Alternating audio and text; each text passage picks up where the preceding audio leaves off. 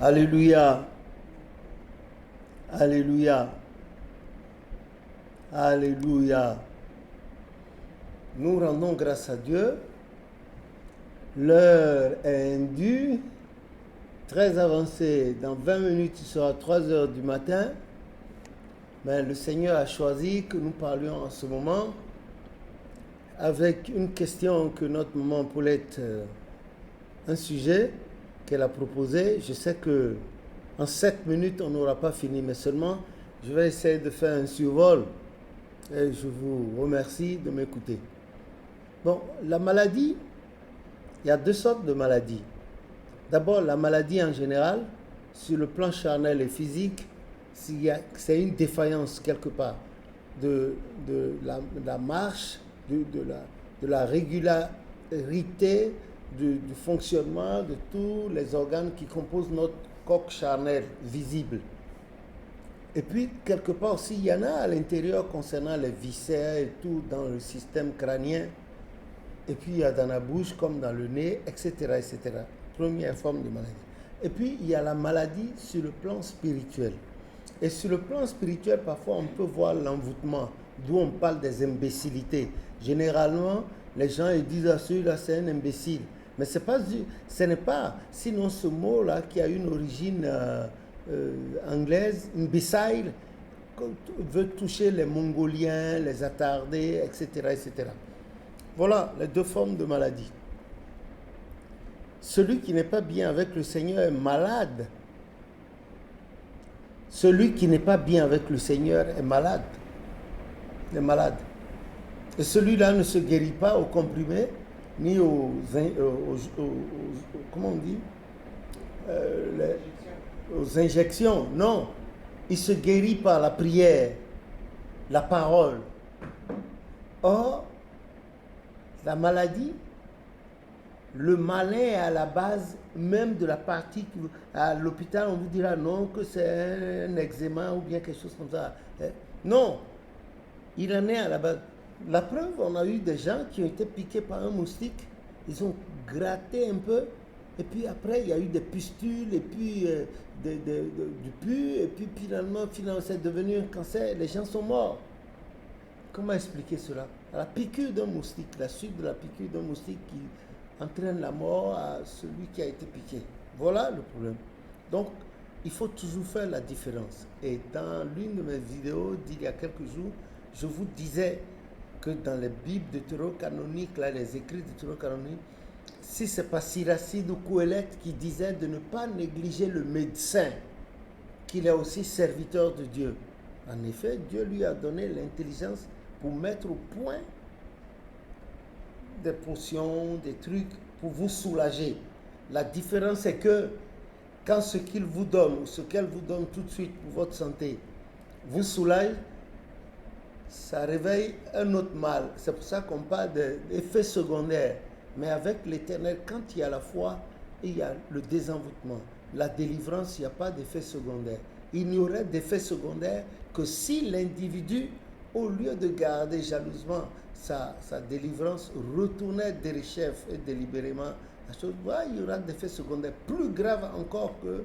C'est pour ça que je vous exhorte pour aller pour votre gouverne, Matthieu 12, à partir du verset 42-43, vous allez voir ce que ça dit là. Parce que là, nous avons affaire à des entités qui ne pardonnent pas, qui sont cruelles de nature. Les forces du mal. Que le nom de l'Éternel soit béni. Et je voudrais que vous lisiez également le passage de Job 33, verset 14, à partir du verset 14, pour voir comment cela a été expliqué et comment ça se passe.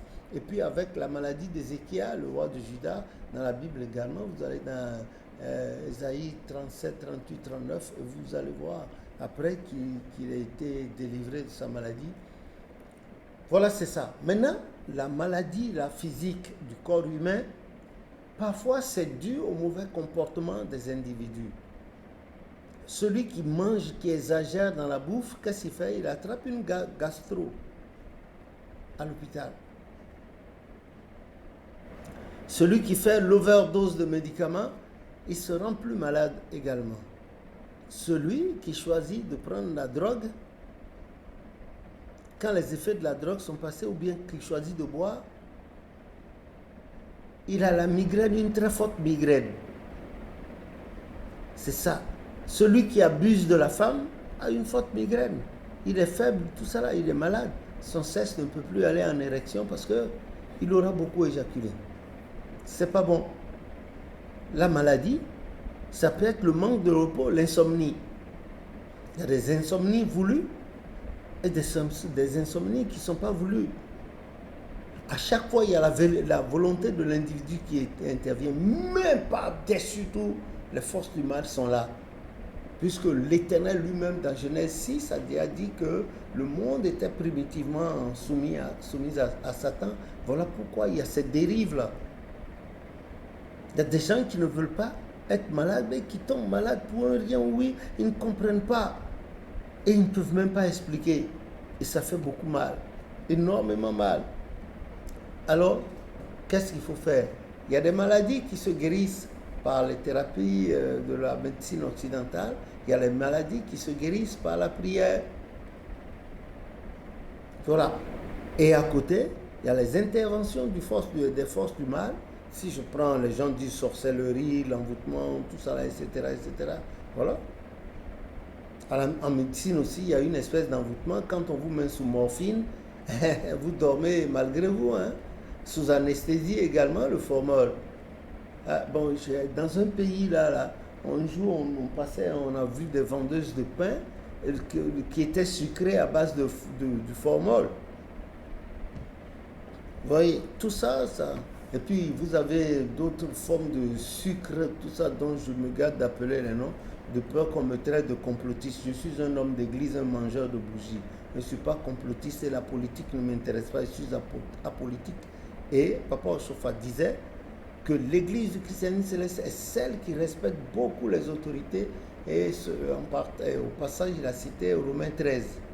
Et toute autorité est inspirée de Dieu. Voilà. Si vous n'êtes pas d'accord, vous vous taisez, vous rentrez chez vous. Voilà comment ça se passe. Donc la maladie, elle a deux origines.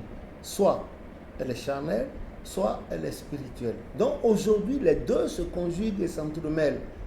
Il faut forcément la miséricorde de Dieu, selon le psaume 135-136, pour s'en défaire. Sur le plan spirituel, tout ça, c'est la délivrance. Et c'est la prière. Il y a les dispositions de l'individu. Et de l'autre côté, il y a l'apport scientifique et la disposition du cœur de l'individu qui est en train d'être soigné pour que ça se passe bien. Parce que s'il reconnaît qu'il est malade et qu'il ne veut pas de sa guérison, il ne guérira pas. S'il ne reconnaît pas qu'il est malade, il va prendre les médicaments, mais ça, dans la prière, on dit, celui qui ne croit pas au traitement auquel on lui soumet, qui est un bon traitement, il ne sera jamais guéri. La même chose sur le plan spirituel aussi. Cette femme pécheresse là qu'on a prise en flagrant délit d'adultère, vous avez vu ce que les gens ont voulu le faire, ils vont le lapider, mais auparavant ils ont pris la précaution d'écouter le point de vue de Jésus qu'ils ont rencontré en chemin. Il n'a rien dit tandis qu'il griffonnait des trucs par terre.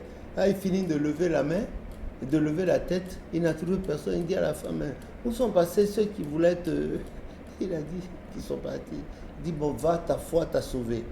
Que le Seigneur nous donne une foi qui nous sauve, comme a dit Jacques chapitre 1, celui qui n'a pas la foi ou bien la sagesse qu'il la demande à travers la prière, la sincérité, le Saint-Esprit, par ses soupirs inexprimables, interviendra en notre faveur auprès du Père, qui maîtrise tout, qui du reste sait tout, qui est omniscient, omniprésent, omnipotent. Voilà ce que je puis dire. On ne peut pas trop. Il y a des gens plus indiqués que moi. Par exemple, maman Paulette, elle est du corps médical, elle peut en parler. Là, on va revenir sur une vidéo, là, vous allez la voir, elle est tellement fatiguée en ce moment. Bon, la proposition venait d'elle, c'est cela. Mais tout est entre les mains de Dieu. Sur le plan spirituel, on peut tout guérir. Il y a une fille, je vous ai expliqué, excusez-moi, une Nigériane qui est venue faire la prostitution ici en Europe.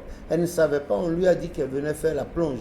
Arrivée ici, on l'a laissé 3 jours. Le 3e jour, il y a des hommes qui s'alignaient devant sa petite cabine là, avec le sexe devant. Ah, le monsieur a dit c'est ça, hein. Voilà. Et comme ça, elle a commencé la prostitution et finalement son corps s'en est habitué. Et un jour, elle est allée en consultation parce qu'elle prenait jusqu'à 50 hommes chaque soir, qu'elle soit en menstru ou non, 50. Parce qu'elle devait payer la passe là, le passage là, son billet vers l'Europe, tout ça. Elle a fait un témoignage public devant des millions de personnes, des dizaines de millions de personnes. Et par la faute de la prostitution, elle a vu que ses seins étaient devenus flasques, une jeune fille, et qu'elle a perdu un rein. A perdu le rein, et dès lors elle a commencé par pleurer. Elle se dit bon, qu'elle n'aura jamais d'enfant, et maintenant une femme l'a aidée, sans parler, parce que dans leur groupe là ça tue. Elle a commencé par économiser de l'argent avec la femme, jusqu'à elle a eu dans les ferryboats, jusqu'à elle s'est retrouvée en Afrique, et puis dans son pays au Nigeria. Elle a fait le témoignage publiquement en pleurant. L'Éternel l'a entendu, Dieu omnipotent, le Seigneur des Seigneurs, Jéhovah Rapha, que son nom soit béni. Elle a fait, je crois, 3 ou 6 mois. Elle s'en va en consultation. Le rein qui a disparu en Europe, on n'a pas pu. Le rein, un autre rein a poussé. Elle a fait le témoignage. Les gens l'ont aidé. Plus jamais la prostitution. D'abord même, elle dit qu'avant qu'un homme l'enjambe maintenant, il faut que ce soit l'homme de sa vie. Donc, imaginez-vous, nous tous avons souhaité que Dieu, dans sa miséricorde, mit un homme à sa disposition, qu'il la féconde, et puis allez.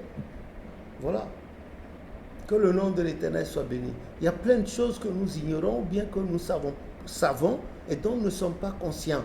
Que Dieu ait pitié de nous et puis nous guérisse de tous nos maux, quels qu'ils soient, quelles que soient les origines de ces maux, que Dieu nous en délivre, que nous puissions vivre. D'abord, si vous prenez le psaume 103, il dit mon âme bénit l'Éternel. Que tout ce qui est à moi bénisse son Seigneur. Mon âme bénit l'Éternel, n'oublie aucun de ses bienfaits. C'est toi qui pardonnes mes fautes, qui guéris mes maux, qui délivre ma vie de la fosse, qui rassasie de bien ma vieillesse et qui me couronne de bonté et de miséricorde et qui me rajeunit comme l'aigle. Donc tout part de là. Les hommes ont beau chercher, même la science des humains a son origine dans le Seigneur, le sang de Jésus. Que son nom soit béni.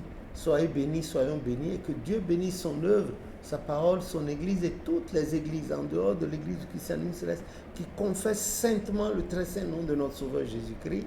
Car souvenez-vous, dans Philippiens 2, à partir du verset 1, il dit qu'il a été humblement et puis obéissant jusqu'à la mort sur la croix. Voilà pourquoi le Père souverainement lui a donné un nom au-dessus de tous les noms, Jésus, devant lequel tout genou fléchit et toute langue confesse qu'il est Seigneur à perpétuité, à la gloire du Père Céleste. Et quand vous retournez dans Actes 4, 12, il est là, dans les cieux et sur la terre, il n'est aucun nom plus doux, aucun que mon peuple faire, au nom du Christ mort pour moi.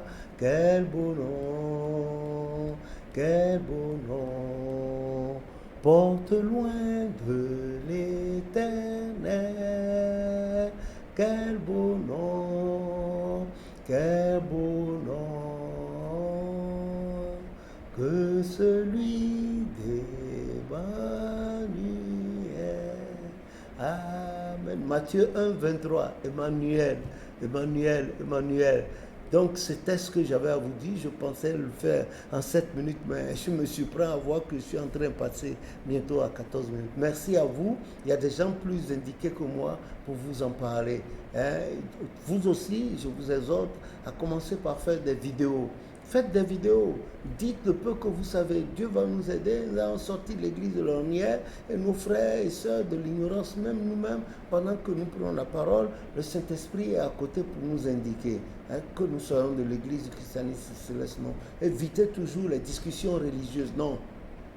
Dieu n'a pas de barrière religieuse. Vous avez compris? Dieu est universel. Et Dieu, on a dit dans Jean 3,16, car Dieu a tant aimé le monde qu'il a envoyé son Fils Jésus-Christ, afin que quiconque croit en lui ne périsse point, mais qu'il ait la vie éternelle. On n'a pas dit que Dieu a envoyé, que Dieu a tant aimé telle église et puis il a envoyé. Non, il a dit l'humanité, que son nom soit béni. Et merci à vous de m'avoir écouté au nom de Jésus notre Sauveur.